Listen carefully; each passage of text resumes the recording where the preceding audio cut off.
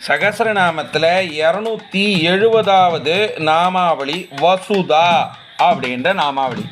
இந்த நாமாவளிக்கு ஆழ்வார் ஆச்சாரியர் பெரியோர்கள் கொடுத்திருக்க விளக்கம் என்னன்னா, பொருள் செல்வம் குபேரனை போல் பொருட்செல்வத்தை விரும்புவோருக்கு அதை அருள்பவர் அப்படின்னு முடிச்சுட்டார். எந்த பண்டத்தை, எந்த பொருளை, எந்த செல்வத்தை கொடுத்தா அது வேற ஒன்றா உருமாறி நமக்கு கிடைக்குமோ அதை பெருமாள் அருள்பாலிக்கிறார். எவ்வளவு வேண்டுமோ அவ்வளவு அருள்பாலிக்கிறார் அப்படின்றது விசேஷம்.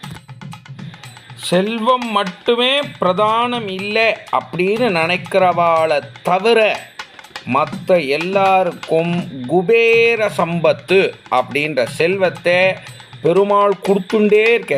அவருடைய திருவடியை பிடிக்கிற பக்தன்